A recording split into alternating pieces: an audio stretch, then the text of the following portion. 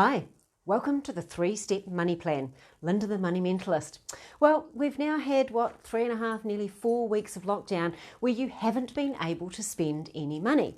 So this has really given us a good opportunity to figure out what's really important and what we can and can't spend our money on. So from there, we're going to run you through the 3-step money plan. Now, step number 1, and you're going to look at me and go, well, this is really weird because aren't we supposed to be doing a budget? Well, kind of, but the starting point that I want you to think about is set a 90-day savings goal. Now, why am I asking you to do that? Well, quite frankly, we need a reward, don't we? We've been at home for a while now. We haven't been able to do a lot of the fun things that we've done before, and so you want to have something to work towards. Now, secondly, the way that our mind works is savings isn't fun. So we have to make it fun. And the way that we make it fun is to start small. So just something that you can achieve in 90 days. So maybe it's something that you've really thought, actually, we really need a new couch. Or, the TV just ain't big enough. Or, with a little bit of luck, we might be able to go travelling in New Zealand. So that's the first thing I want you to do, is write down that 90-day goal, and, of course, you need to put a number next to it.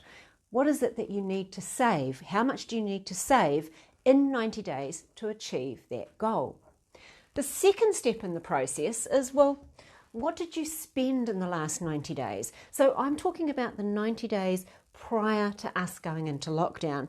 So you're going to have to do a bit of work here, pull out bank statements, online banking, sort all your transactions. You know the drill. You've done this already because you've been looking at what you're paying automatically, and you've probably reviewed insurances and all of those kind of things.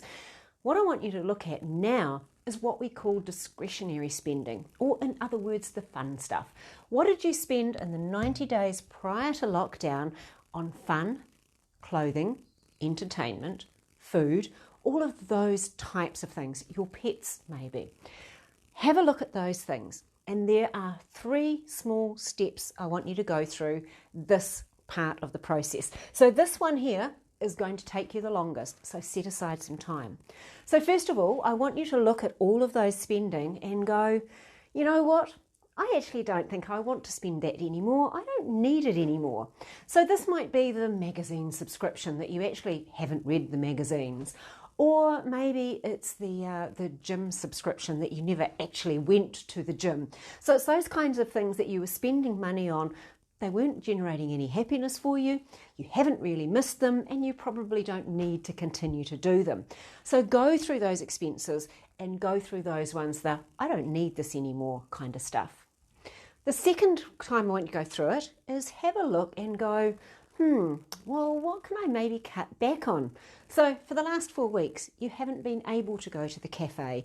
You haven't been able to go out for dinner. You also haven't had to go into town and park and pay for parking and things like that. So have a look at some of those things that you're going to start to do after we come down out of the lockdown period and go, okay, I was buying my lunch 5 days a week. I could be a bit sensible about this, and why don't I actually make lunch? I've started baking, for heaven's sake, so I may as well continue that and enjoy it. So I'm only going to buy lunch 3 days a week. Or maybe it's your favourite coffee. You've got used to now having coffee once a day instead of 3 or 4 times a day. So I'm not talking here about a slash and burn approach. What I'm talking about is, at what point did it stop giving you pleasure? Was it at 1 coffee, 2 coffees, 3 meals out a week, 1 meal out a week? What for you in the new normal is going to keep you satisfied and happy, and what can you do without, because now you want to put some money towards this? And the last thing you're going to look at is the list of what I call the non-negotiables. These are, I cannot live without these expenses.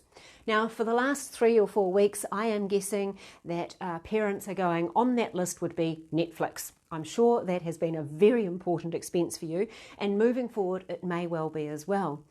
Now, what also tends to happen here is a bit of brand awareness. So we might actually go, I'm sorry, but Whattie's tomato sauce is our thing. I'm not having any other brand. It's always got to be Whattie's. So you get my drift here? It's what is it that you cannot do without? What are you not prepared to compromise on? Now, hopefully you're going to do this exercise with your partner.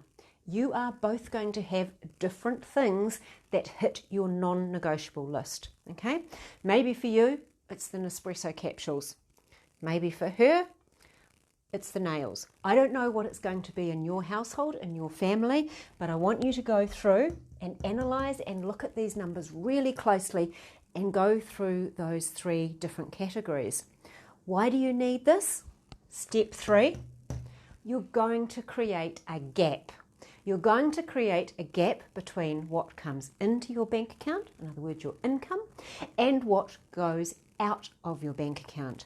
And that gap that you are going to create by being very purposeful in this step is what is going to achieve this, your 90-day goal. That is what is going to give you some savings, and that is what is going to hold you back and stop you from going back to the old you, which was the mindless spending, the not thinking about what you're doing, and then wondering why there's nothing left over at the end of the month. Things are going to be different. We know that. Everyone's talking about this. Going through this 3-step process will teach you how to save. If you can do it for a little 90-day goal, you can save for something much, much bigger.